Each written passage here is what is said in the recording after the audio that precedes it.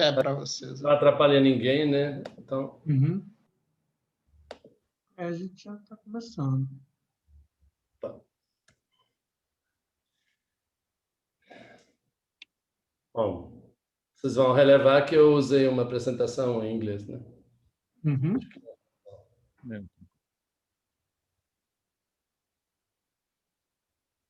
Dá para ver todo mundo? Dá. Pedro, acho que você pode. Vamos lá? Sim. Tá. Bom, então, acho que a gente quase que vale dispensar para ler a apresentação, porque, na verdade, está quase só docentes. Ah, não, tem alguns alunos, né? Bom, Tem. o Marcelo, então... Opa, peraí que eu fiz uma bobagem. Cadê o... Peraí que eu...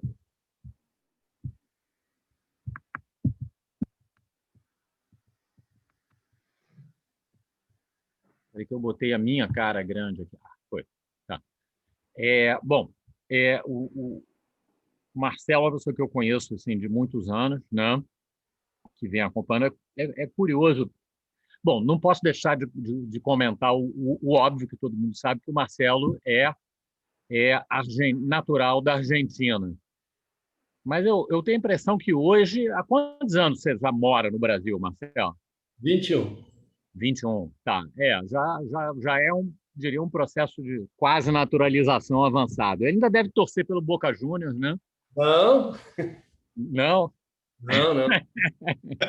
Virou o quê? Atleticano, cruzeirense? Não. Eu sou cruzeirense aqui, mas lá sou a São Lourenço. Ah, tá bom. Tá bom. Enfim. Não, tem coisas que nunca mudam, né? Mas ele fez o doutorado dele lá. Você foi orientado pelo Cláudio, né? Sim. Hein? Eu Sim, fui orientado. pelo Cláudio Lázari, que, para quem não conhece, eu diria que é a referência de comportamento de barbeiro, mas com um trabalho consistente com mosquito. É um cara super importante na área, é um pesquisador de mão cheia. Então, o Marcelo tem uma história. E o Marcelo seguiu por essa linha de comportamento de barbeiro. Agora acho que andou fazendo alguma coisa com outros modelos, né? Eu vi que você tem pelo menos um trabalho com o Luciano com mosquito. Sim. E, enfim, eu acho que a trajetória é interessante, particularmente dentro da história do INCT, que tem uma pegada de entomologia molecular, porque é exatamente a ideia que é de trazer gente que tem uma base forte na biologia mesmo, que sabe pensar a fisiologia do bicho dentro do campo da sua especialidade, de botar aquilo ligado com o campo, com uma problemática de campo, ou seja, alguém que sabe pensar que nem o bicho, que sabe vivenciar o que o seu modelo, né, sentir o que está acontecendo com o seu modelo experimental para esse lado, e fazer a ponte disso com o mundo da genômica e da biologia molecular. E eu acho que essa é a trajetória, vamos dizer, dos anos mais recentes do Marcelo, né? Que eu acho que continua mantendo o trabalho dele, que tem esse lado de fisiologia de comportamento, de ecologia química, que é mais somando com isso uma perspectiva de análise molecular. Então, é um cara que eu acho que tem ganhado cada vez mais abrangência no trabalho, feito perguntas cada vez mais, assim, mais relevantes, e que é o tipo da pessoa que, quando eu assisto uma conferência ou leio os trabalhos, eu vejo que são trabalhos bem feitos e que o cara sabe do que está falando, né? Mesmo quando são coisas aparentemente simples, é uma simplicidade bem escolhida, né? Que nem você olha desenho do Picasso, você tem as coisas que são... Você pega os traços fundamentais daquilo que deve ser feito, não bota um monte de coisa em torno, mas está lá, é aquilo. Então, eu acho que o Marcelo tem isso. Ele tem trabalhos que, às vezes, são assim, tem um desenho simples, mas que responde a uma pergunta que é relevante dentro dessa abordagem de comportamento.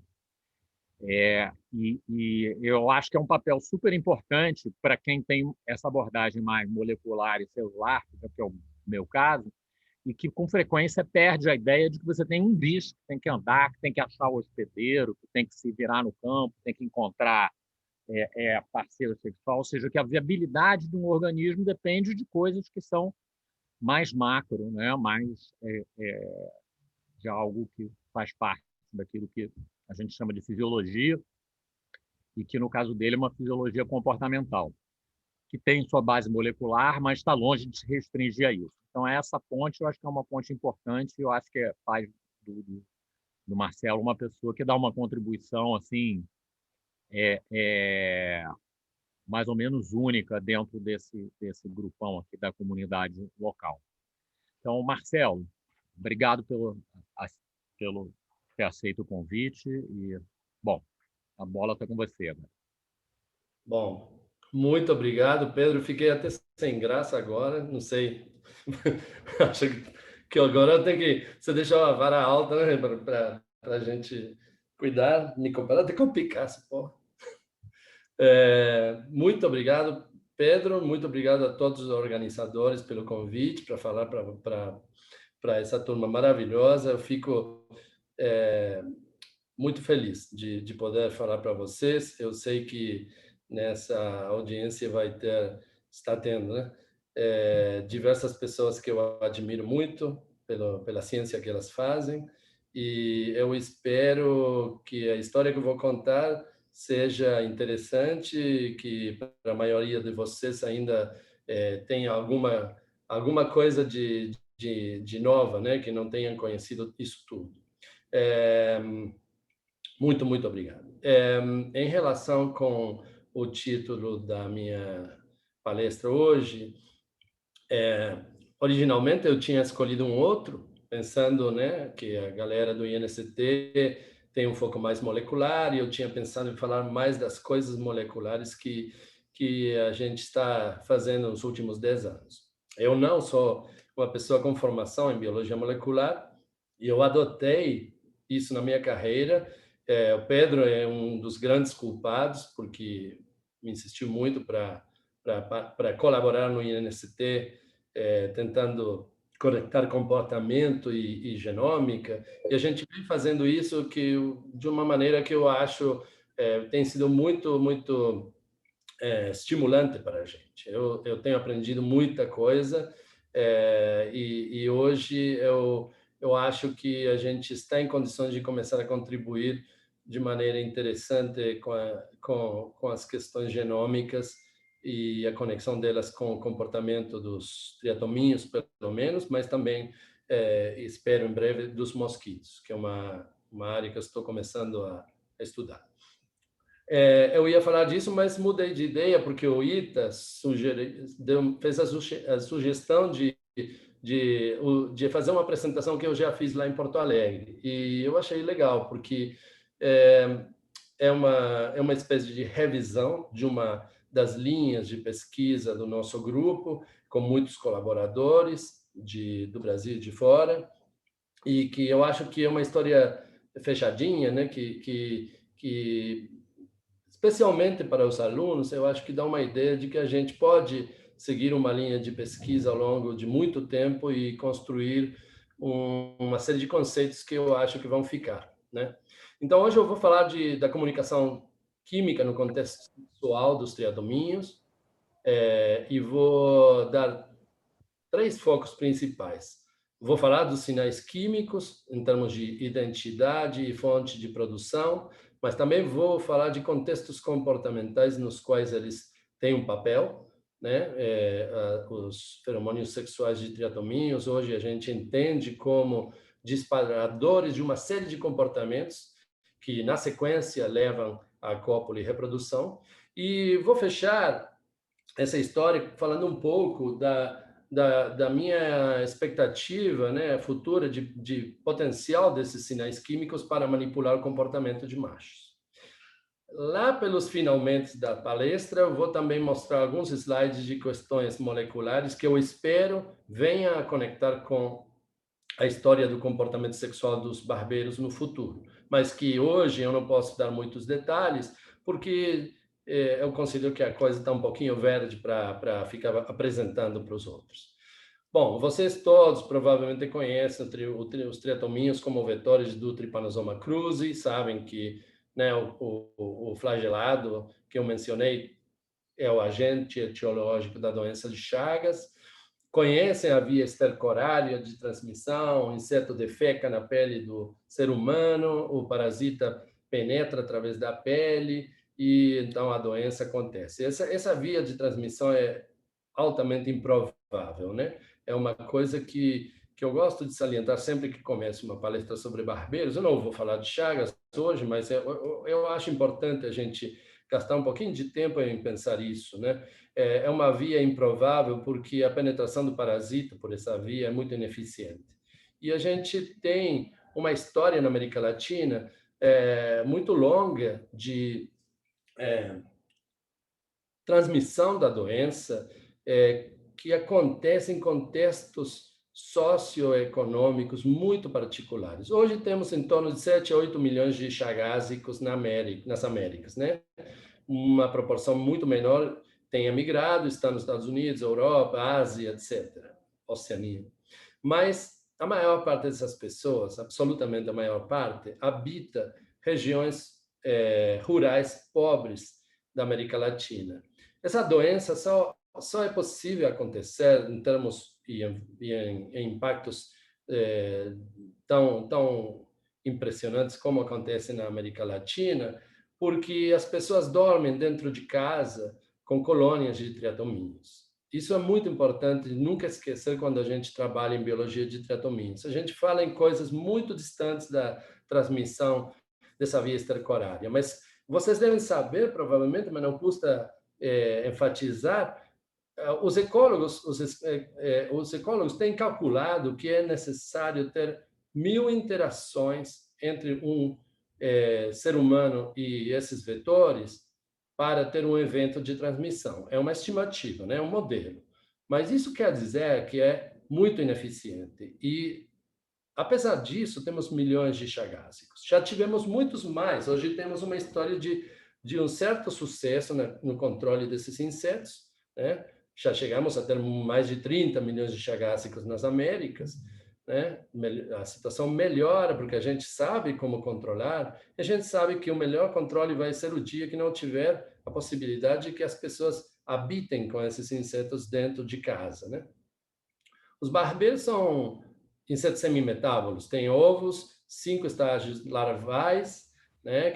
Só uma coisa, essa conta de que precisa ter 1000 interações, ela vem de onde? Ela é sólida? Que eu já ouvi isso, mas eu não consigo localizar isso. Olha, tem mais de um trabalho que modelizou isso. Isso é um trabalho de Zeledon e Jorge Rabinovich, da década de 70. E depois teve outros autores que modelizaram também, e a escala da questão fica em torno disso. Se é 1000, se é 800 ou coisa parecida, é discutível, né? E é variável de acordo com os modelos que você faz. Mas que requer de centenas de contatos, se não mais de 1000 contatos, isso é bastante consensual, sabe?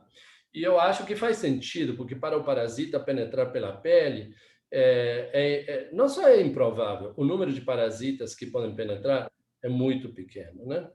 Eu vou comentar mais sobre isso, porque hoje a gente tem a impressão de que a história natural da interação entre triatominhos e tripanossomas, que acontece em termos evolutivos no ambiente silvestre, é totalmente distante dessa via estercorária. A via estercorária, do meu ponto de vista, e não sou o único que pensa assim, né, é fundamentalmente um acidente. A via de transmissão mais efetiva, mais eficiente para os triatominhos é a via oral, para os tripanossomas, desculpa, é a via oral. E a gente vai ver, né? Os tripanossomas são restritos a mamíferos, ou pelo menos o Trypanosoma cruzi. Não devia falar isso porque tem tripanossomas de outros animais, mas o Trypanosoma cruzi, o causante da doença de Chagas, é restrito a mamíferos. E o que considerado hoje como mais provável entre os mamíferos silvestres é que a transmissão não só se dá pela via oral por predação de triatominhos infectados, mas também por predação entre mamíferos, né? Porque a predação de um roedor por parte de um carnívoro, se o roedor está infectado, leva à contaminação. Então, é um ciclo que de ciclo tem pouco, é uma rede muito promíscua, na qual insetos podem ser transmissores do parasito, porque são comidos, podem tomar o parasito do mamífero, porque são, né, capazes de sugar o sangue de um mamífero infectado. Os mamíferos podem transferir o parasito. Mas a palestra de hoje não é muito sobre chagas, e mais sobre esses insetos que têm, como eu falei, são hemimetábolos e, portanto, eles têm um modo de vida muito parecido na fase imatura e a fase adulta, né? Só que os adultos incorporam o voo, incorporam o sexo na biologia. As fêmeas, inclusive, incorporam a necessidade de encontrar locais de oviposição adequados, que, no caso dos ródnios, está associado com colar os ovos nas penas ou nos pelos dos hospedeiros. Eu vou pôr um filminho, porque eu quero fazer uma certa provocação. Não é um filme, eu fiz essa sequência de fotografias, na verdade, um amigo fotografou, enquanto o barbeiro, uma larva de quinto sugava meu sangue, né? Tem gente querendo fazer uma pergunta?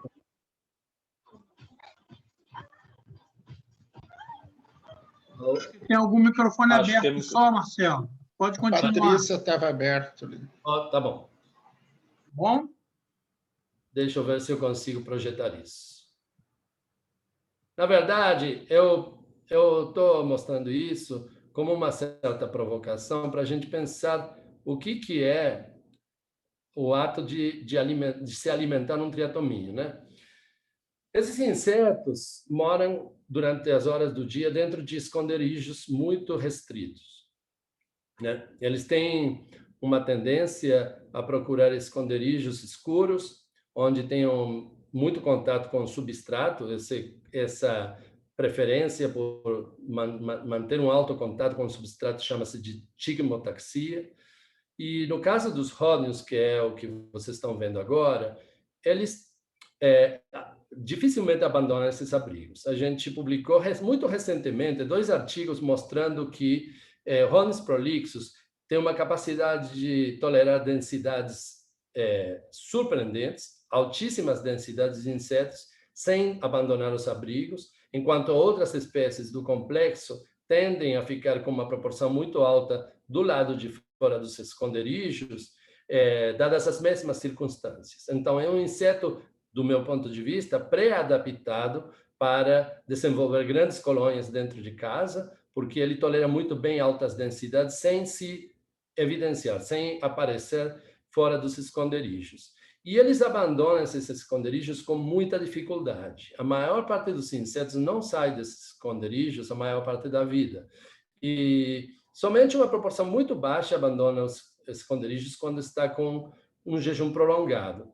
E eles fazem isso para se alimentar, como vocês estão vendo, de uma maneira muito particular. Por mais que eu procuro, eu não consigo encontrar exemplos de um inseto que faça uma coisa semelhante, ou de um artrópodo, ou de um vertebrado, em um tempo tão curto e com um volume tão grande de alimento. O mais perto que eu chego são os carrapatos, mas eles demoram bem mais. Isso que vocês viram acontece em 15 a 20 minutos. E é um ato que envolve um risco enorme de predação para o inseto. E o inseto tem uma tendência a não sair e não se expor para realizar esse ato, a menos que as condições ambientais sejam muito consistentes e o jejum dele seja muito adequado. E, nesse caso, a aposta é de uma alimentação completa. Então, sempre que os triatomíneos podem, eles ingerem sangue à repressão, porque isso desencadeia, como vocês sabem, a muda, e eles podem, então, chegar a um estágio seguinte, e no caso do 5º estágio, que vocês estão vendo aqui, né, que come até 10 vezes o próprio peso em sangue, isso significa virar um adulto, daí a pouco. E quando eles viram adultos, terão uma oportunidade de se reproduzir, para o qual vão precisar se alimentar, porque a gente sabe hoje que, por exemplo, toda a história de feromônios que vocês vão ouvir depende dos insetos estarem bem alimentados, tanto fêmeas quanto machos. Então, a alimentação é perigosa e é um fenômeno, em termos biológicos, muito curioso, porque o inseto toma um risco grande, obtém uma recompensa enorme e, com isso, desenvolve uma fase completa do seu desenvolvimento, o que não é o modelo mais comum entre os insetos, os artrópodes em geral. Eu enfatizo o risco porque eu acho que é importante pensar os triatomíneos dessa maneira. A gente acabou de mostrar num artigo que, dado um jejum adequado, eu vou começar a observar saídas de esconderijos, mas que essas saídas só vão ser significativamente mais frequentes se tiver presença de odores do hospedeiro. Ou seja, o inseto, na hora de inclinar a balança sobre a decisão de sai ou não sai, avalia pistas de odor da presença que dão pistas da presença do hospedeiro, né? E se tiver outras modalidades sensoriais, calor, vibração, etc., isso reforça e aumenta a frequência, né, que induz a saída. E a decisão de sair é a decisão crítica. Uma vez que o inseto saiu, a tendência é de tentar se alimentar a repressão e tomar grandes riscos. Isso acontece na fase escura, né, na fase da noite. Essa figura... Marcelo, essa característica de ser medroso, de ser um bicho cagão, isso aí o Rodney compartilha com o Infestans e o de imediata, com os outros caras que são bons vetores? Pedro, essa é uma pergunta difícil de responder, porque você sabe, todo mundo trabalha com as espécies fáceis de criar, né? Então, eu não tenho uma resposta muito boa de maneira genérica. Eu trabalhei no meu doutorado com Triatoma infestans. E o Triatoma infestans mantém uma tendência de utilizar esconderijos, sair pouco, né? A proporção de insetos que vão sair por noite é muito baixa e a gente sabe que quando tem alguma pista do hospedeiro, essa proporção aumenta. Mas não temos dados bons para generalizar essas minhas opiniões, que são baseadas na experiência muito mais profunda que a gente tem com Hornis prolixus. Se você me perguntar o que eu penso que deve acontecer, o que eu aposto, eu acho que a maior parte dos triatomíneos são muito, muito cuidadosos, mas talvez o Hornis prolixus seja extremo nisso. E eu acho que isso tem muito a ver, provavelmente, com ser um bom vetor. A capacidade de não ser visto, né? A capacidade de você não ficar andando quando não é adequado se expor, né? Seria uma espécie de uma pré-adaptação a um novo ambiente, que é o ambiente domiciliar. Mas não, a resposta é muito especulativa.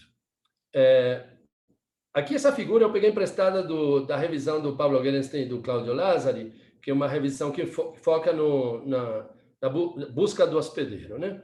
E é um dia normal de um triatomíneo. A gente não vai percorrer ela toda, mas basicamente durante o dia os insetos estão em abrigos. Os triatomas usam feromônios de agregação, tanto voláteis das fezes quanto de contato, que estão presentes na cutícula e que impregnam o substrato dos abrigos, né? Então, tem agregação dentro de abrigos. Nesses abrigos, eles ficam em acinese, eles ficam imóveis, e é muito difícil quebrar essa acinese. Pela nossa experiência, ela é quebrada quando pistas do hospedeiro são detectadas numa condição muito específica de idade, condição nutricional, estado reprodutivo, etc. Nas condições certas, os insetos vão se aproximar do hospedeiro, vão picar, vão se alimentar e, finalmente, depois de fazer a diurese, né, que vocês devem saber, é um processo quase tão violento quanto a ingestão de sangue, né? eles se livram de mais ou menos 50% do peso em 5 horas, né? Fazendo uma urina hipotônica, que significa um processo também muito, muito incrível em termos fisiológicos. Muito bem. O que eu queria é ressaltar que eles são noturnos, que à noite eles têm uma tendência mais alta, né, uma probabilidade mais alta, uma motivação maior para procurar hospedeiro, e que eles evoluíram nesses ambientes silvestres. No caso de Rhodnus prolixus, esse é um inseto que habita palmeiras, né? A frequência com que a gente encontra Rhodnus em palmeiras é muitíssimo mais alta do que em qualquer outro tipo de árvore, e é raríssimo encontrar um Rhodnus fora de árvores, né? Tem uma exceção, que são os Rhodnus domésticos, que aparecem em bromélias, mas a maior parte dos Rhodnus aparecem em palmeiras. Essas palmeiras aqui são de uma região norte do Tocantins. Eu fiz muito trabalho de campo com a Lileia de Otaiuti na virada do século. E a gente procurava triatominhos e eu fazia estudos de microclima nessas palmeiras. Então, eu tinha que subir nas palmeiras, o que era meio assustador, e tínhamos também que dissecar. Naquela época, era meio brutal a coisa, a gente dissecava a palmeira. Então, cortava e tirava folha por folha, palha por palha, para procurar barbeiros, capturava os insetos, fazia teste para ver se estava infectado, etc. Essas palmeiras são os locais onde eles evoluíram. Rhodnus e muitos outros triatominhos têm milhões de anos de história evolutiva. O ser humano habita as Américas, América do Sul, particularmente, as regiões onde tem triatominhos e Trypanosoma cruzi, há muito pouco tempo. Então, a história da interação com o ser humano é muito mais recente. A história evolutiva não tem os humanos, do meu ponto de vista, como uns atores fundamentais. Apesar de que nos últimos 500 anos, ou 2.000, 3.000 anos, os humanos, evidentemente, para algumas poucas espécies, cobraram uma certa importância. As palmeiras onde evoluíram são muito complexas. Aqui um detalhe de uma coroa de uma palmeira, com foco na parte mais seca da coroa. Vocês podem ver que até a árvore cresce ali. Essas palmeiras, acreditem, esse é um babaçu, é uma palmeira de uma copa muito volumosa. Nessas palmeiras a gente encontra de tudo, são um ecossistema completo. Tem mamíferos, tem aves, tem répteis, tem anfíbios, muitíssimos artrópodes, etc.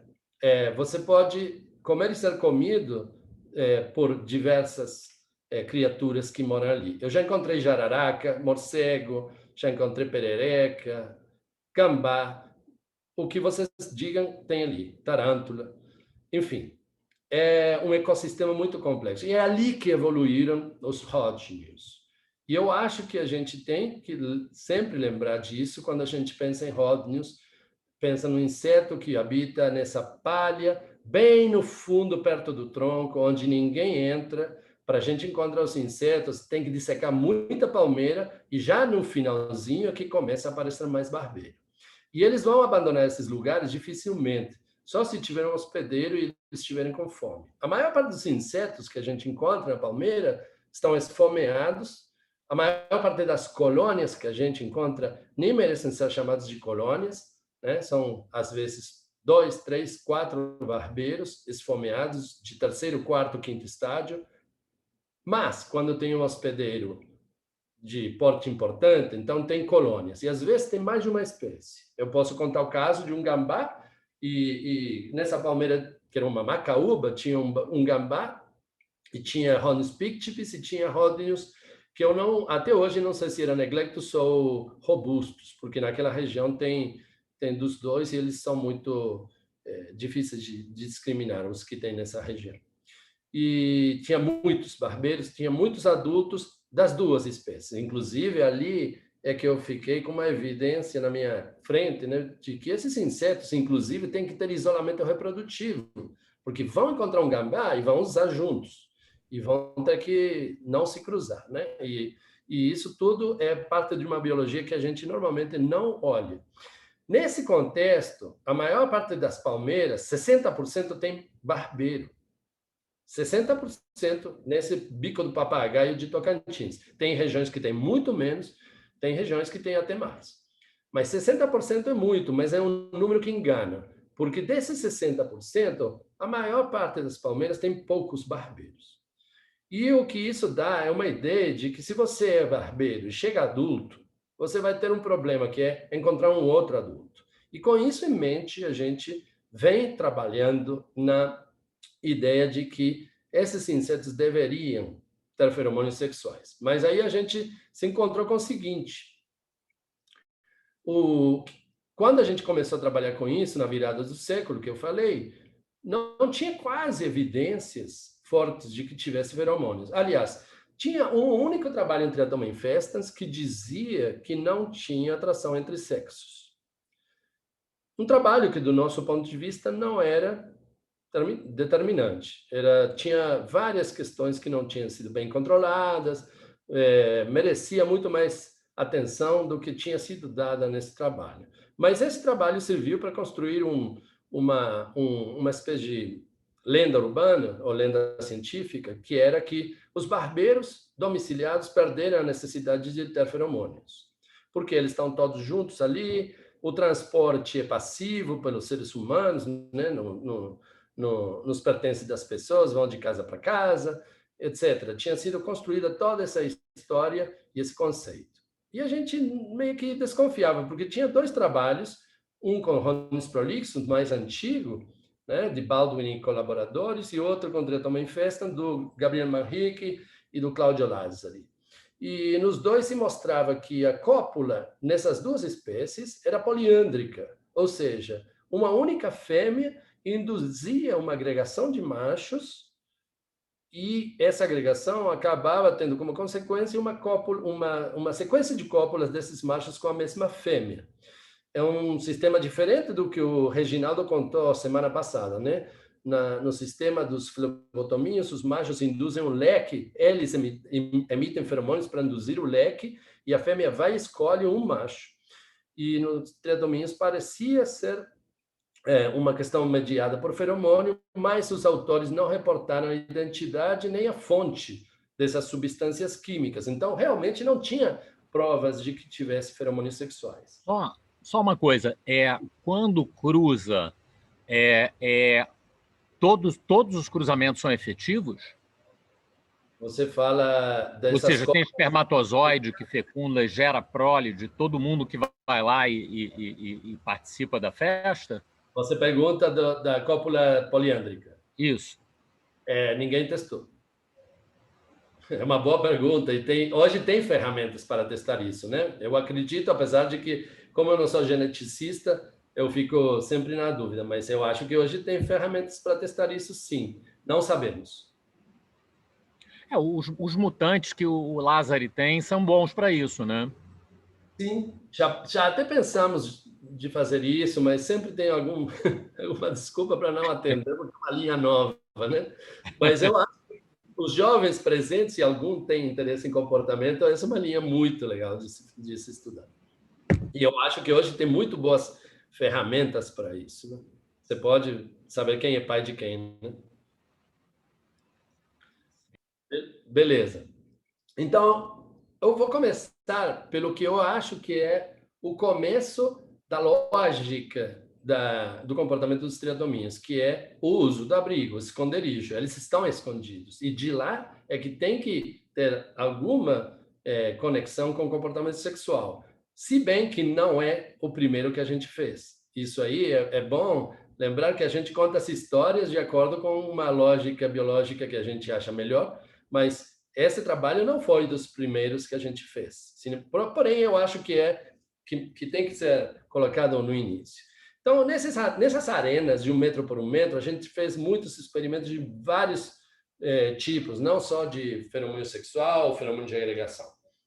E a gente utiliza uns esconderijos que são umas dobras de papelão corrugado, onde, quando a gente coloca esses esconderijos no meio da arena, ou num canto, qualquer lugar, os insetos rapidamente se escondem neles.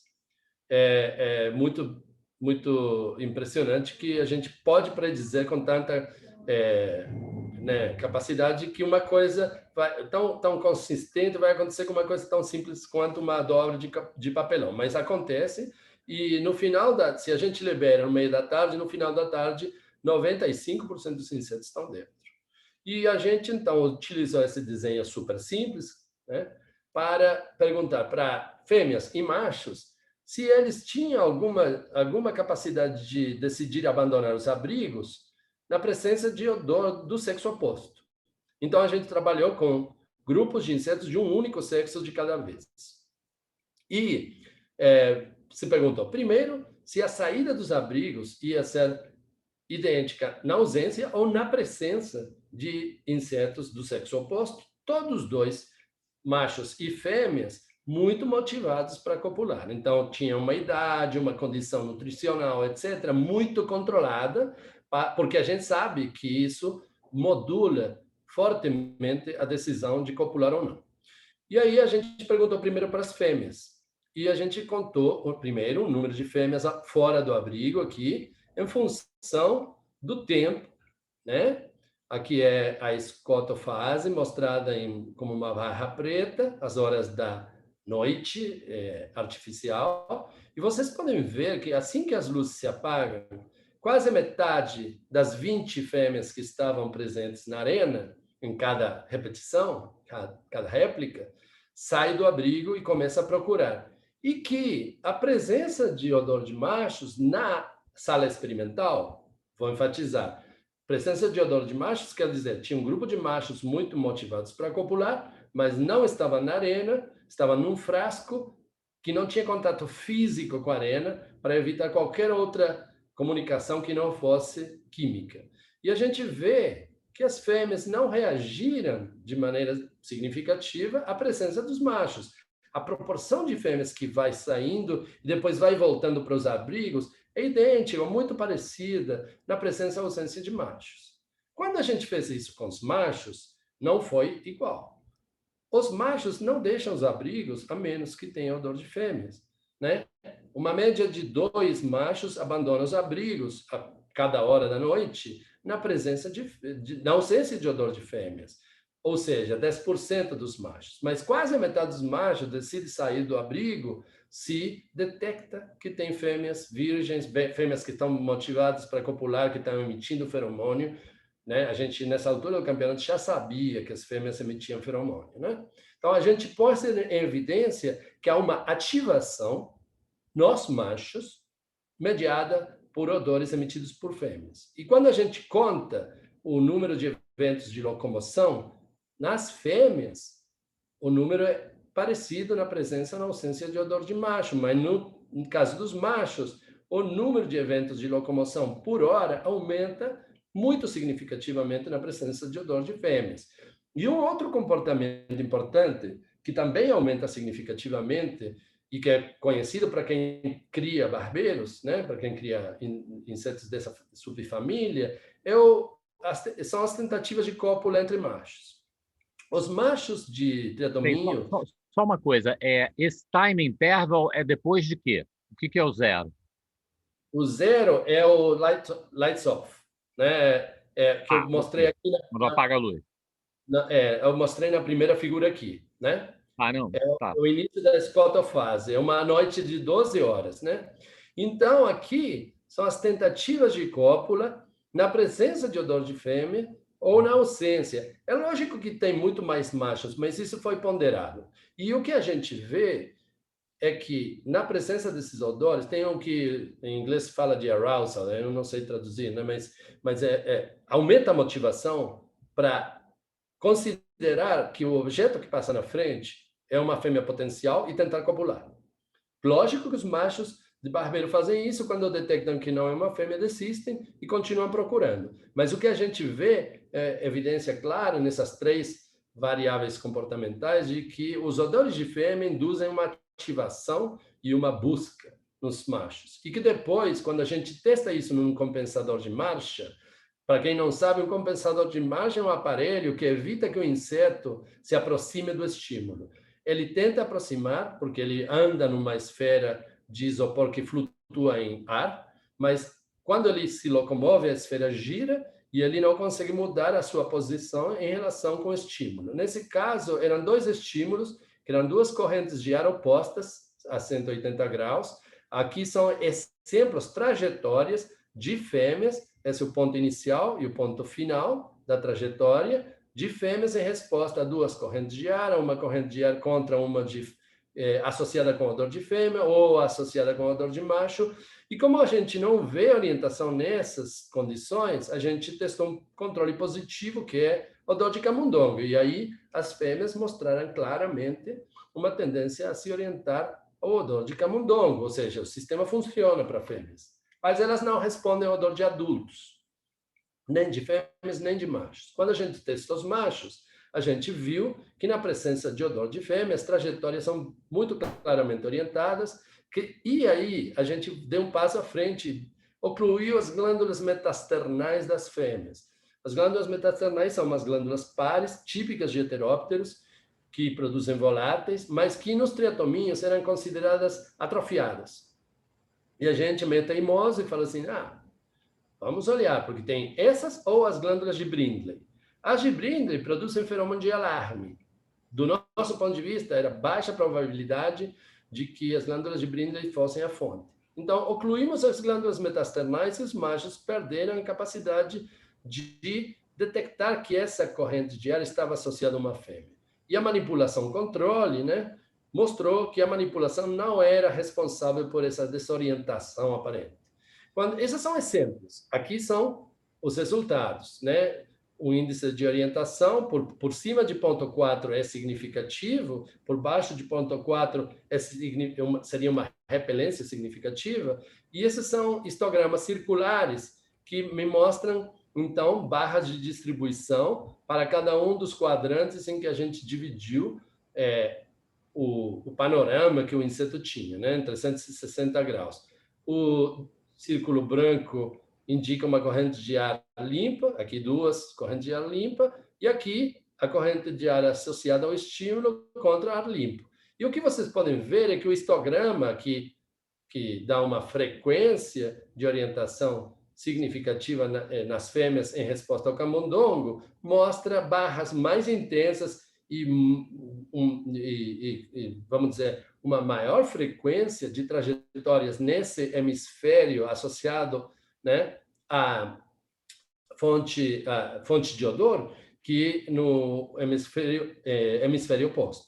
E para os machos, a gente olhou a mesma coisa e viu que, na presença de fêmeas, a orientação era claramente significativa, que a maior parte das trajetórias iam na direção da corrente de ar associada com ar que passava em fêmeas, né? E quando a gente ocluiu as glândulas, de novo, a gente perdeu essa orientação significativa e os controles correspondentes, né, mostram claramente que a única condição em que a gente tem uma orientação é quando os odores das glândulas metasternais das fêmeas são emitidos, que são essas duas condições.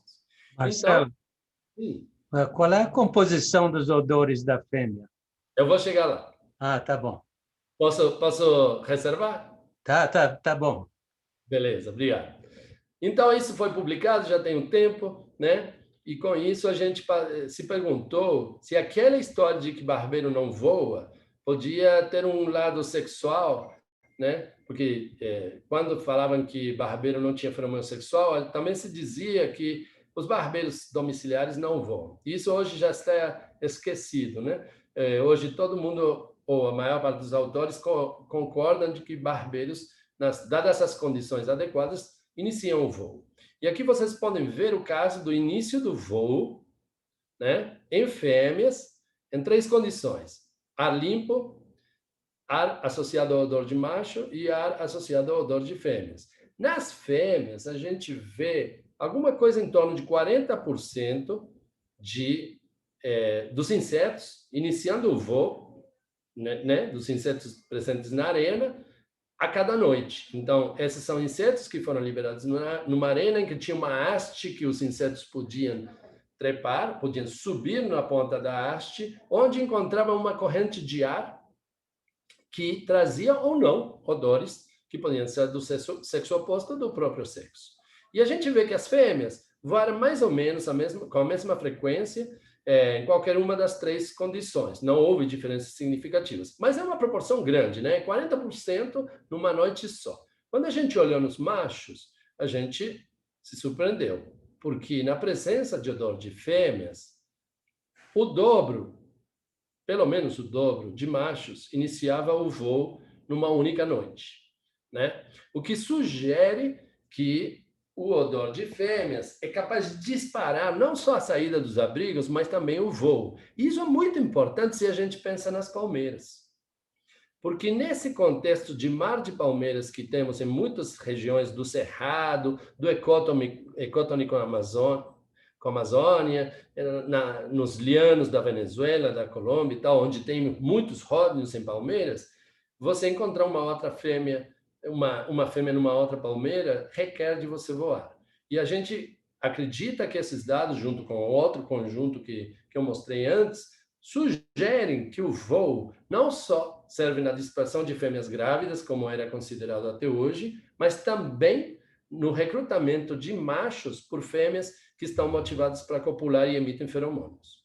Então, essa história, do meu ponto de vista, em termos de biologia, da reprodução e da comunicação química, mais ou menos fecha por aqui. E agora, eu esqueci que tinha um slide em que ele mostrava que o início do voo se dá bem nas fêmeas, quando o odor é de fêmeas. Sim. Essa disposição de voar do macho, ela é inibida pelo estado alimentar? Olha, para as fêmeas, para macho a gente não estudou.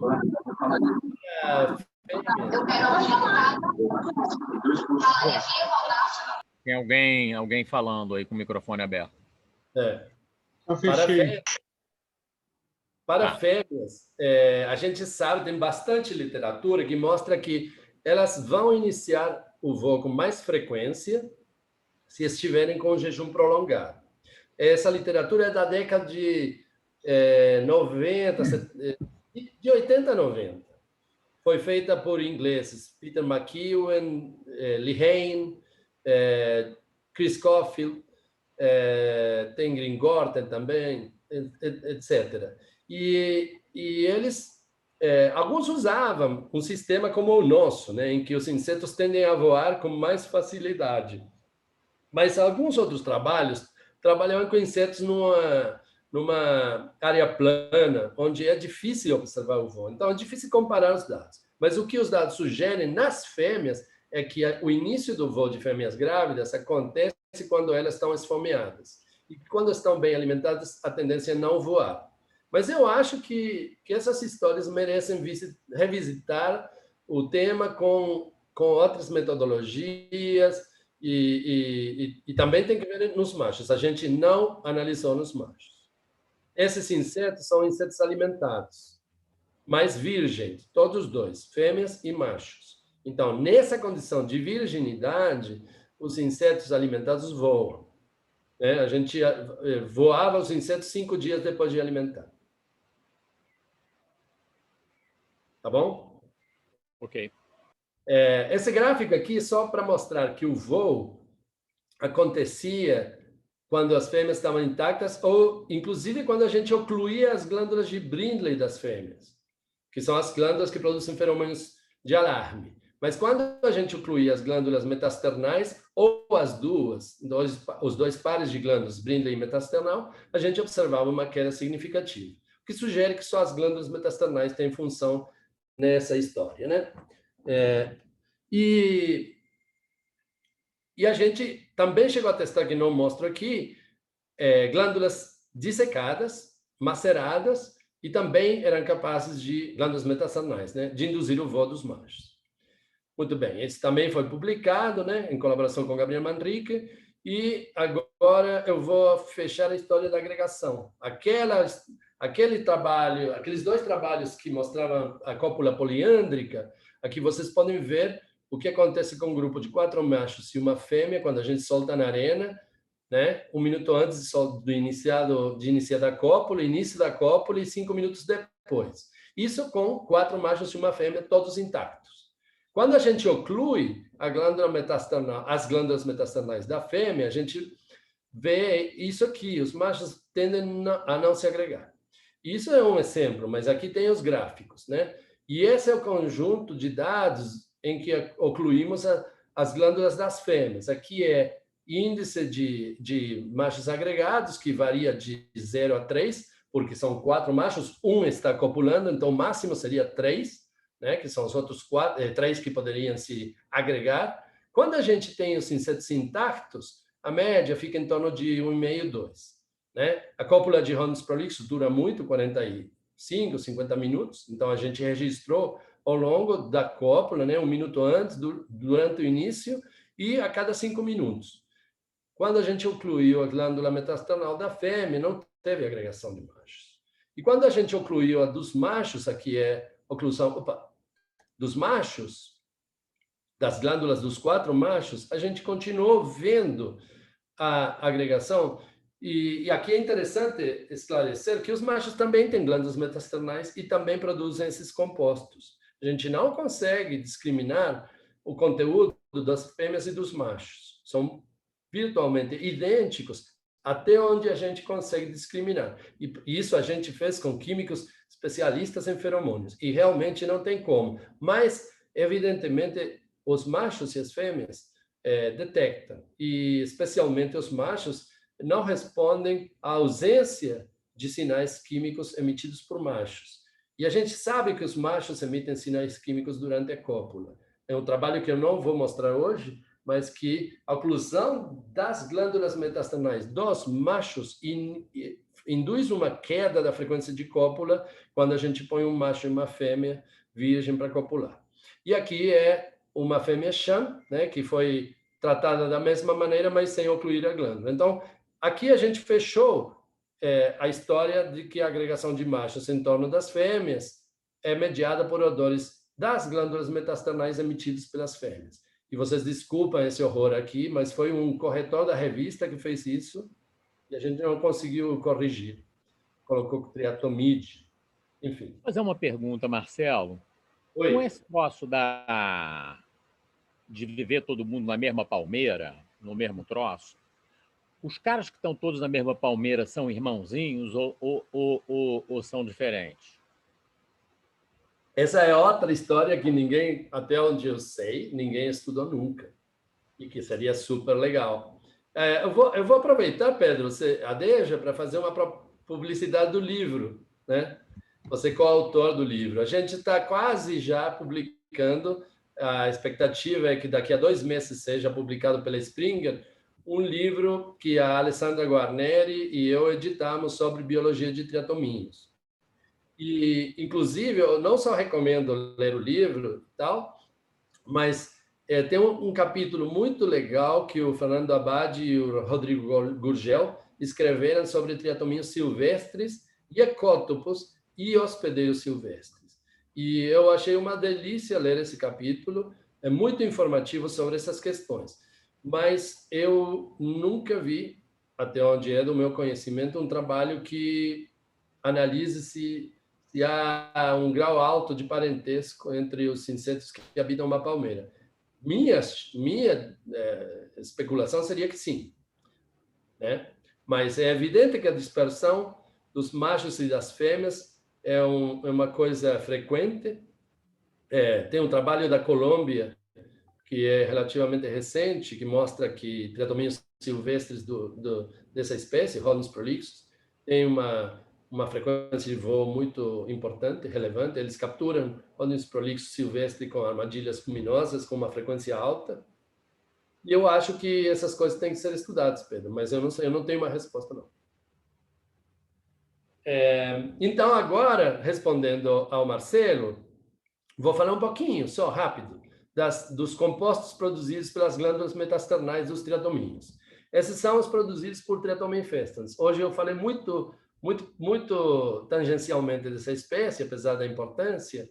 Esses insetos, tanto as fêmeas quanto os machos, produzem uma série de compostos nas glândulas metasternais. Hoje eu sei que esse paper já está desatualizado e que merece ser revisitado, porque com a melhoria das metodologias de análise, né, de química, a gente sabe que tem mais compostos nas glândulas, provavelmente mais do dobro. Mas os compostos que a gente encontrava antes e encontra agora são fundamentalmente cetonas, álcoois de cadeia curta, né, igual a cetonas, e também dioxolanos, né, que aqui tem um exemplo só. As cetonas, no caso de teratoma infestans, são muito abundantes. A 3-pentanona é o composto principal da glândula, que é extremamente volátil. Mas todos esses compostos são muito voláteis. Então, são feromônios que provavelmente têm uma função, uma vida curta, né, por causa da volatilidade. Isso merece ser mais estudado, a gente nunca teve chance de estudar. Isso foi publicado já tem tempo. Para Hodgins prolixus também foi publicado, mas aqui as cetonas são só trazos. E os que são primordiais são os álcoois. E não tem dioxolanos no gênero Hodgins, até onde a gente sabe. A gente também olhou para Strongylos megistus, nunca publicamos, e olhamos Teratoma brasiliensis. Isso foi publicado pela Anavita, um trabalho muito bonito, no qual, inclusive, mostramos que vários dos picos presentes nos cromatogramas são ativos na antena de machos. Então, e os Teratoma brasiliensis têm uma composição semelhante, mas não idêntica, àquela de Teratoma infestans.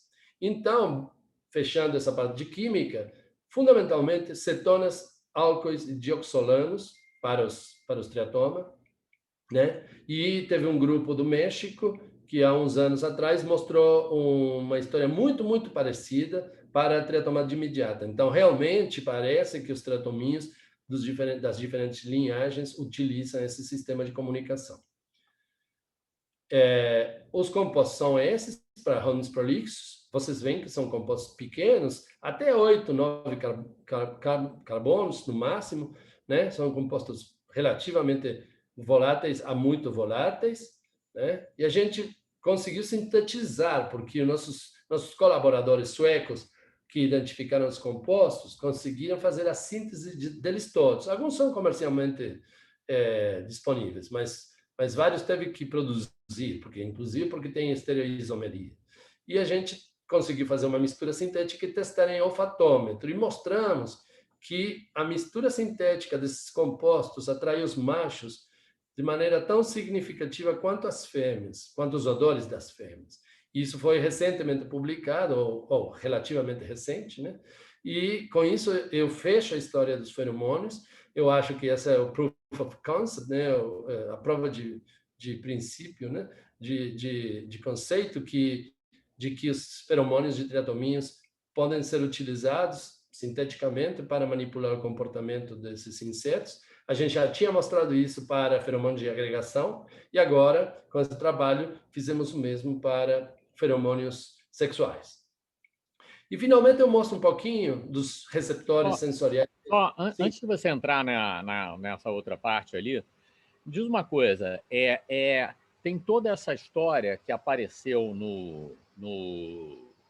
durante o processo do genoma, de ver que os Hodgins prolixus tinham as colônias de laboratório, algumas delas tinham um embred com uma certa introgressão de prolixos para robustos. Sim. Como você mesmo comentou, os Hodgins são, mesmo as espécies diferentes, são muito parecidas aos nossos olhos, Sim. né? Sim. Então, a ideia de que tem cruzamento entre elas, que tem um bom suporte experimental hoje, um cruzamento eventual que tem uma proporção baixa de prole fértil, que ninguém nunca mediu bem isso solidamente, eu fico me perguntando, você comparou ou pensou em comparar os diferentes Hodgins desse grupão grande? Sim. Eu não fiz, mas eu já pensei em olhar robustos, fundamentalmente robustos. Nós acabamos com a Caterine Mosqueira, acabamos de publicar um artigo sobre diferenças na relação com o esconderijo, com o abrigo, em 3 das 4 espécies de insetos do gênero do complexo prolixus, desculpa. E o que a gente viu é que, por exemplo, Hodgins robustos e prolixos, que morfologicamente são virtualmente idênticos, comportamentalmente são muito diferentes. E eu acho legal olhar esse trabalho, é um trabalho singelo, mas eu acho que ficou bonito, que mostra claramente que eles são drasticamente diferentes em termos comportamentais. Eu nunca analisei as glândulas metastanais de Hodgins robustos, porque a verdade é que eu nunca tinha tido uma colônia boa para fazer isso. O que eu sim posso dizer é que todos os experimentos que eu mostrei com Hodgins prolixos foram feitos com prolixos porque nossa colônia foi genotipada para o genoma, quando se fez o genoma de Hodgins e deu prolixos. É originária de Honduras. E eu acho que valeria muito a pena fazer isso, Pedro.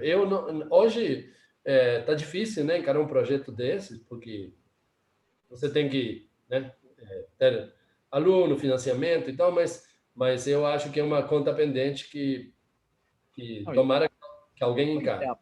O que a gente podia talvez fazer, que não é caro, mas é o essencial, era pensar, eu já tinha combinado isso umas vezes com o Fernando Monteiro, a gente acabou não viabilizando, mas talvez pudesse retomar, que era fazer porque é lento isso, fazer os cruzamentos daqueles subtipos 1, 2, 3, 4 do robustos, com o prolixus, fazer os cruzamentos, olhar a prole, e aí você vai ter, eu acho que se a gente parasse, conversasse, talvez com um grupo de pessoas, para fazer esses cruzamentos, a gente ia ter um material incrível para trabalhar em várias coisas, porque tem muita coisa diferente, porque como existe o troço aparentemente é baseado numa introgressão mitocondrial, né?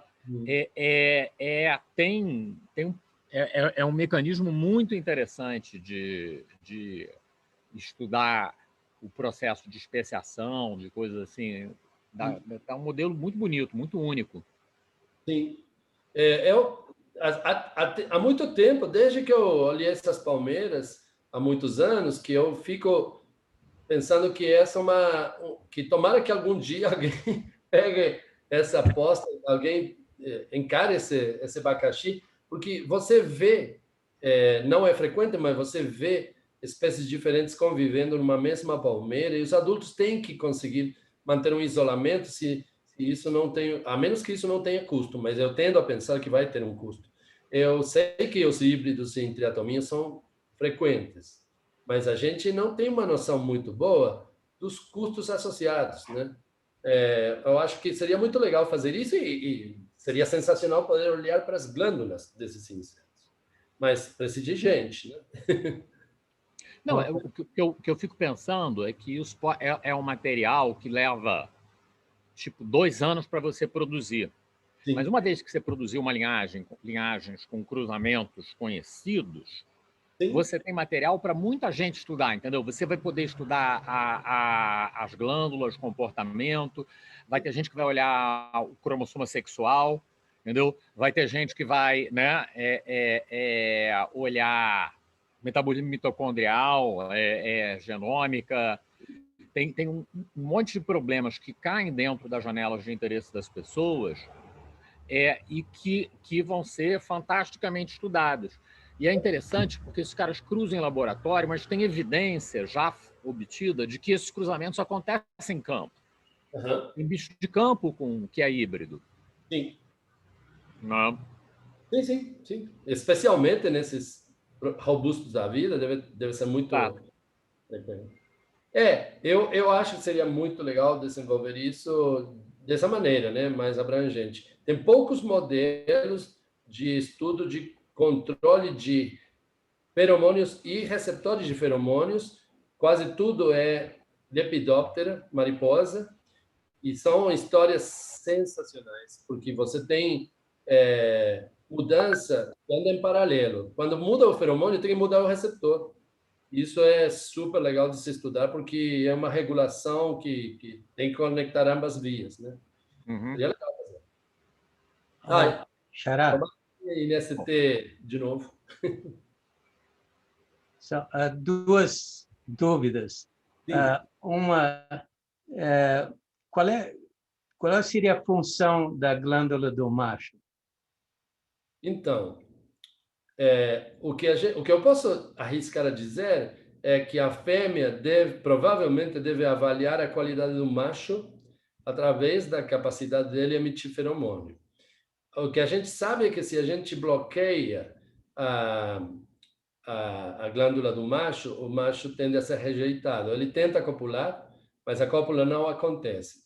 Normalmente, nos triadomínios, quem tem a decisão da cópula acontecer ou não é a fêmea. E o macho tenta, sempre tenta. Mas quando ele não está alimentado, a fêmea não quer. E quando não tem a glândula intacta, também não quer.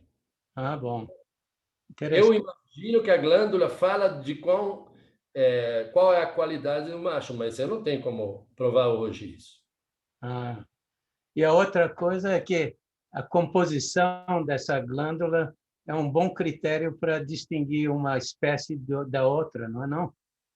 No caso dos triatoma, que eu posso especular melhor, eu posso comparar triatoma brasiliensis e triatoma infestans, que são espécies que não são próximas, mas são do mesmo gênero.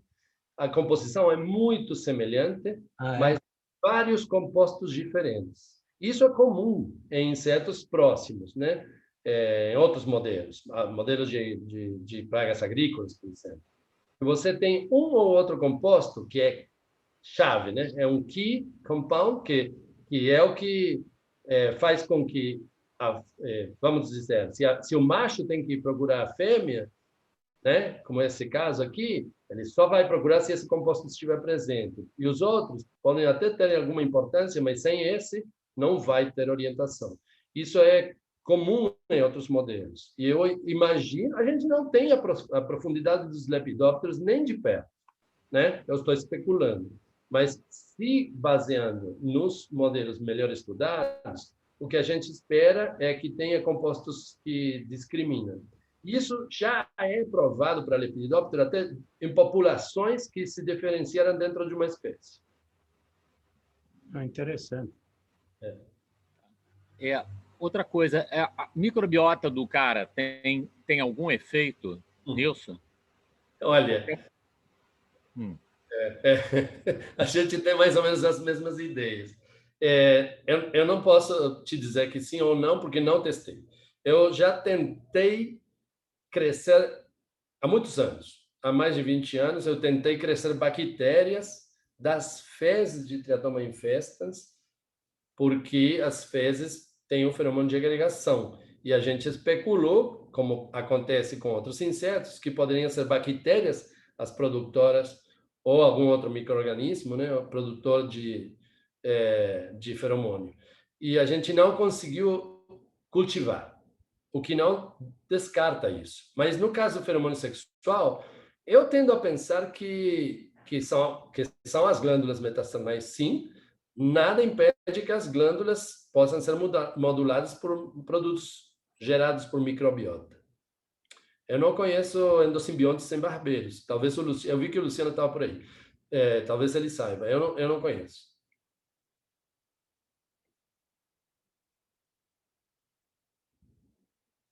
Eu estou achando que eu perdi a comunicação. Alô? Não, estamos escutando aqui. Ah, tá. Espera aí que então volto para a tela cheia, porque eu saí da tela cheia. Beleza. Então, o último que eu ia comentar, eu vou fazer rapidinho, porque já está passando da hora, é a história dos receptores quimiosensoriais. A gente trabalhou, na verdade, com todos os receptores sensoriais de insetos, de ródnios, não só os quimiosensoriais, mas eu vou focar neles. Quando foi decidido que ia se fazer a anotação de genes de comportamento no genoma de ródnios, o Pedro convidou a gente, convidou vários grupos, né, e convidou o Hugh Robertson. E junto com o Hugh, a gente fez a anotação dessas 3 famílias de receptores, os ORs, IRs e GRs, né? Essas 2 famílias, Odorant Receptors e Ionotropic Receptors, são consideradas os receptores olfativos dos insetos, enquanto essa aqui, como diz o nome, são gustativos. Na verdade, a história é mais complexa, mas vamos manter essa história. Depois tem as outras proteínas que estão relacionadas com o processamento dos odores, seja para levar os odores até a membrana, onde os receptores vão reconhecer, OBPs e CCPs, e as ODS, que são enzimas que são consideradas fundamentais para processos olfativos acontecerem, porque elas degradam as moléculas de odor. sem as quais não haveria possibilidade de detectar novos eventos de chegada de odor. Então, a gente fez a anotação dos modelos de genes de olfação. Esses genes têm expressão primordialmente nos neurônios que estão dentro das sensilas olfativas. Aqui tem alguns exemplos de sensilas olfativas. Sensilas olfativas têm poros, através dos quais penetram os odores. Aqui um esquema de uma sensília olfativa. Vocês podem ver aqui os dendritos, né, de vários neurônios, que estão aqui os corpos celulares ou somas, e aqui os poros através dos quais entram os odores. É uma história meio, parece ficção científica, mas funciona. Funciona de maneira, assim, incrível, né? A gente, em poucos milissegundos, desde que apresenta um odor numa corrente de ar, a gente registra uma resposta pelas membranas desses neurônios. E essas respostas são mediadas pelos receptores, que são proteínas de membrana, ORs, GRs e Rs, são proteínas de membrana que formam complexos na membrana e que despolarizam a membrana na detecção, no evento de detecção de uma molécula específica de odor. Então, esses são mais ou menos, grosseiramente, os modelos dos diferentes tipos de proteínas, né? De novo, reforçando que estão restritos a sensílias que têm poros, que são quimiorreceptoras. E nos ródnios, a gente encontrou 111 ORs, quando fizemos o genoma, e depois no transcriptoma, a gente encontrou os níveis de expressão desses ORs, IRs, GRs, etc., em condições diferentes, larvas de quinto estágio, fêmeas e machos, nas antenas, certo? Fizemos RNA-seq do método HiSeq, né? Illumina HiSeq, uma biblioteca para cada uma das condições. Então, não tem réplicas, mas teve uma cobertura monumental, mais de 100 milhões de hits por biblioteca. E a gente, com isso, montou um assembly de novo, corrigiu um tanto de modelos gênicos de genes de comportamento e também fizemos comparações de níveis de expressão. Esses são os ORs de Rodney, 111. E essa é a filogenia que o Hugh Robertson incluiu no papel do genoma. O Hugh fala, desculpa, o Hugh fala em linhagens mais novas e linhagens mais de receptores olfativos, né, de ORs. Aqui é a escala de expressão. Vocês podem ver aqui o correceptor chamado de... E depois uma série de receptores que têm uma diferença de nível de expressão, alguns com níveis de expressão muito intensos, como vocês veem aqui. Então, para cada linhagem de ORs, vocês têm alguns representantes que têm níveis de expressão altos, fundamentalmente nas antenas de fêmeas e de machos, bem mais altos em geral do que nas larvas de quinto estágio, o que sugere que na fase adulta os receptores olfativos têm uma função pelo menos aumentada. E aqui são os IRs. Eu só vou mostrar esses dois. Mas o que é alto em macho é alto em fêmea também, né? Sim, no caso dos ORs, não temos quase nenhum OR que seja muito claramente diferente em machos ou fêmeas.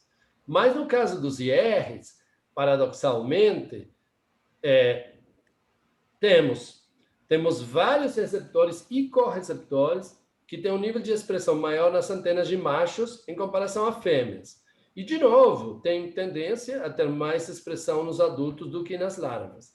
Mas vocês veem que nos machos, vários desses receptores têm um nível de expressão mais alto em comparação às fêmeas. E isso é paradoxal, eu falei paradoxal porque os IRs não são considerados receptores de feromônios em insetos, mas já foram envolvidos com detecção de feromônios sexuais em crustáceos.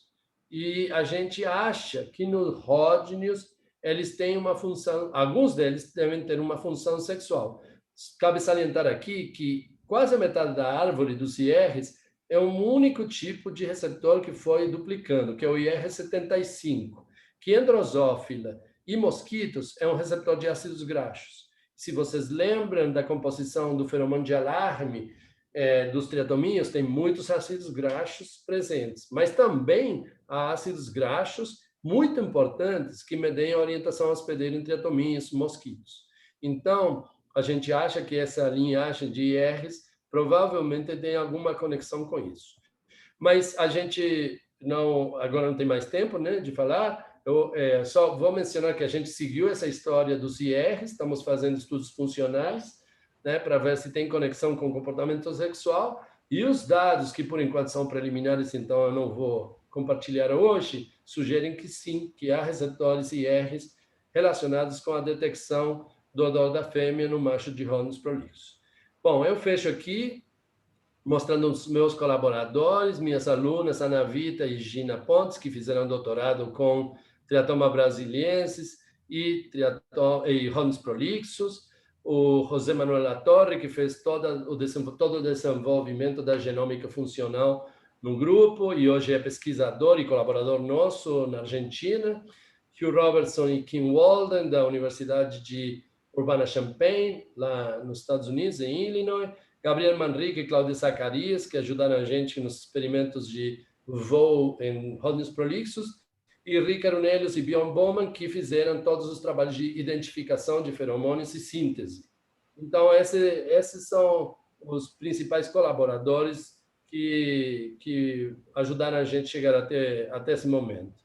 Então, eu agradeço muito a atenção de vocês e fico disponível caso ainda tenham paciência para fazer perguntas. Muito obrigado.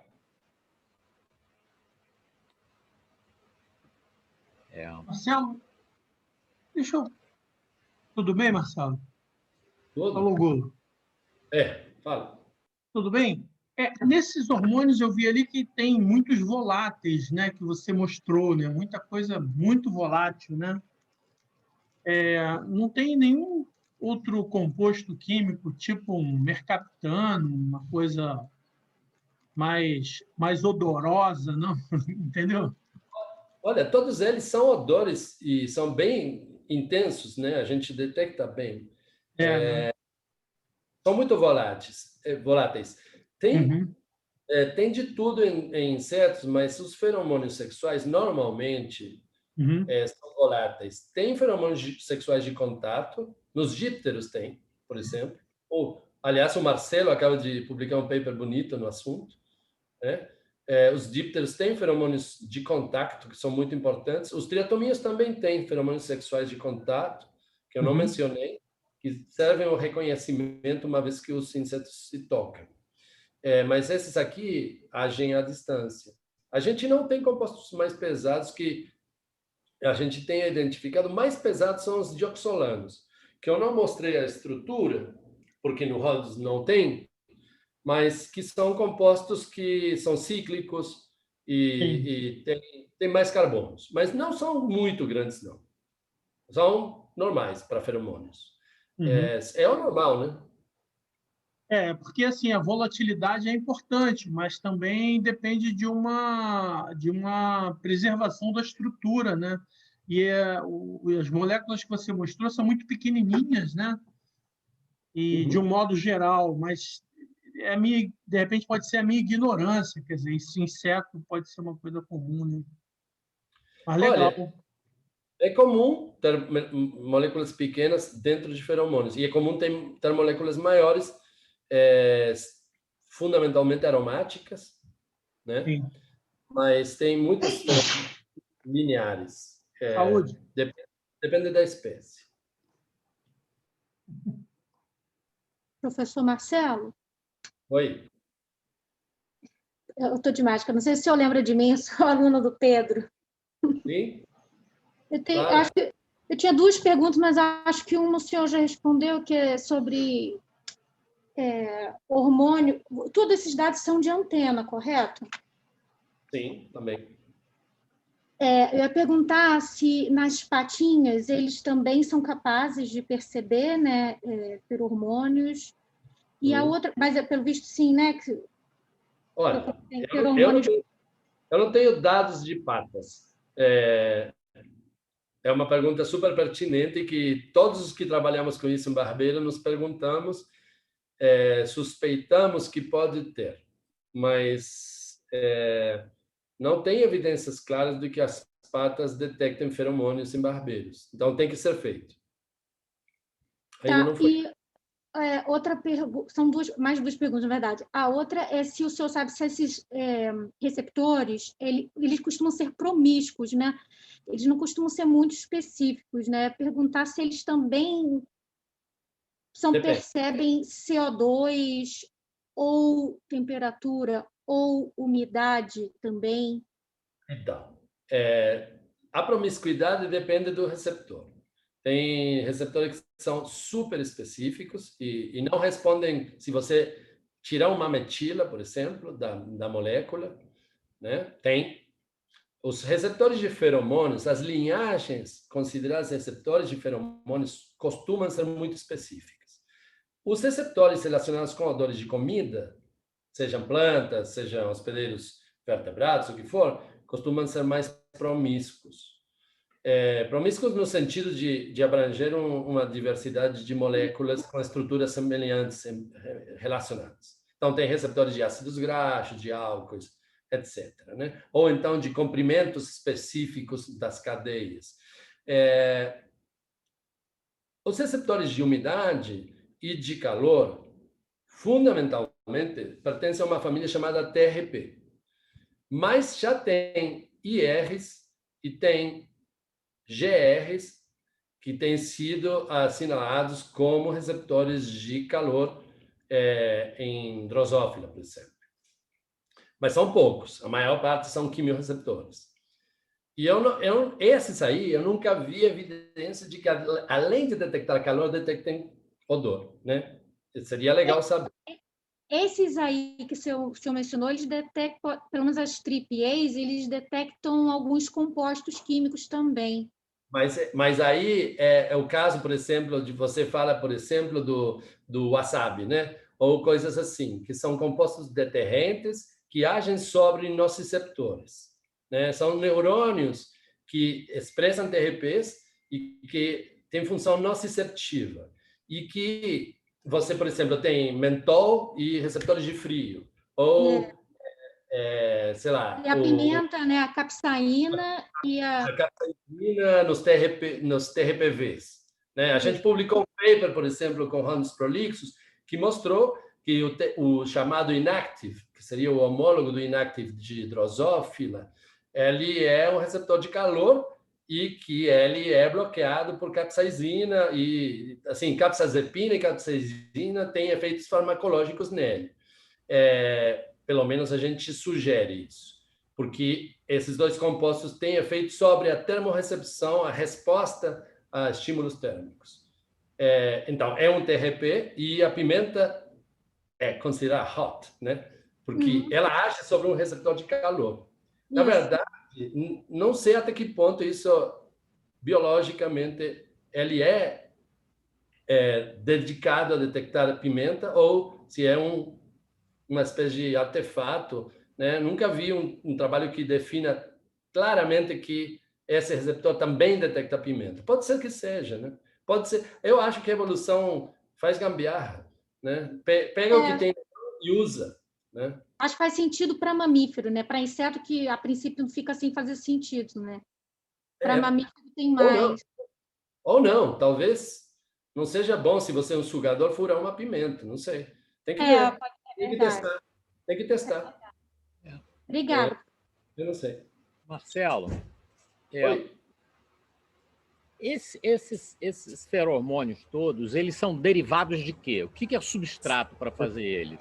São lipídios, gorduras, açúcar? O que faz isso? São derivados de quê? Eu não sei, você me pegou. Você que é bioquímico, eu sou ignorante disso. Olha, tem gente que está querendo estudar bioquímica das vias de síntese desses feromônios na glândula metasternal. Eu sei que a Carol Spiegel e o Paulo Zarbin, lá da Universidade Federal do Paraná, numa época andavam meio pensando em fazer isso. Não sei até que ponto foram para esse lado.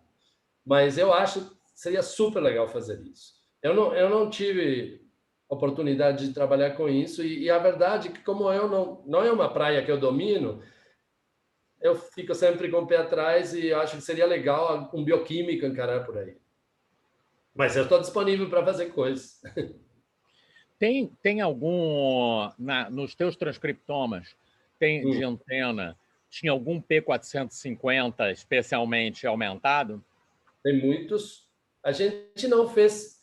Essa é uma pergunta que eu vou te dever uma resposta boa. Vou te dar uma resposta meia boca, porque tem muitos P450, muito expressos na antena. Mas eu não tenho controle. Mas se tivesse um cara que fosse assim, específico, se você comparar, por exemplo, com o intestino ou com outra coisa, você vai ver assim, e esse aqui não. Eu acho que...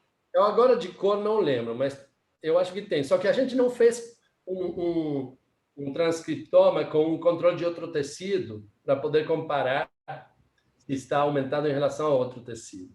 E o que eu posso dizer é de comparação de transcriptomas que não foram feitos juntos. E tem, sim.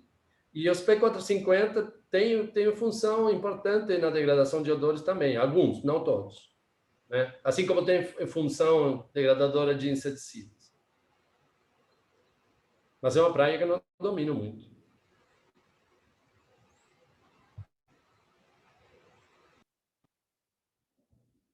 Marcelo, tu falou que no mesmo coqueiro, lá na mesma palmeira, lá tinha várias espécies morando meio próximas, né? Como é que e aparentemente as espécies não têm cruzamento cruzado? Como é que elas têm diferença? A diferença ali é pelos hormônios mesmo? Não sei, eu não sei. Nessa palmeira o que eu vi eram colônias grandes, porque tinha um gambá, de pictipes, Rhonius pictipes e Rhonius, eu suspeito que neglectus. E tinha adultos dos dois. Então, necessariamente ali havia um conflito. Eu não sei como que eles resolvem, não tenho resposta. Mas que é uma coisa que tem que ser estudada. Essas duas espécies não são próximas, são filogeneticamente distantes. Então, eu imagino que o isolamento entre elas seja melhor. Né? Como o Pedro falou, entre Rhonius prolixos e Rhonius robustos, tudo bem, aí tem tendência de integração e tal. Então, e aí pode ser que seja um feromônio mais para atrair e a composição que faça a diferença entre as espécies. Isso em outros modelos muito melhorizados, tem compostos que brocham.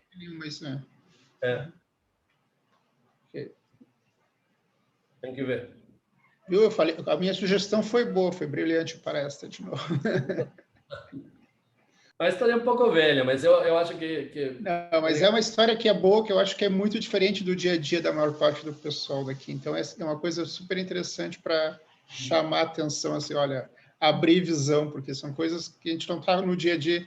Não falou sobre uma clonagem, nenhum gene, nenhum... Então, isso é legal, porque abre toda uma visão para a gente muito diferente do dia a dia. Obrigado. Muito obrigado. Legal, Marcelo. Pergunta, gente? Mais alguém? Não, só os parabéns. Muito bom mesmo. Eu tenho mais uma pergunta, talvez. Sim.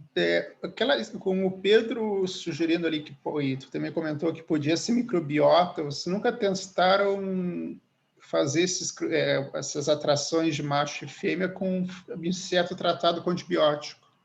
Não, nunca fizemos, não. Isso é mais simples do que tentar cultivar, bota antibiótico, ver se... Sim, o grande limitador de fazer experimentos de comportamento sexual, eu não falei isso, mas eu sei que é demorado, lento e longo. Não, é que você conseguir adultos de Rhonius é um pesadelo.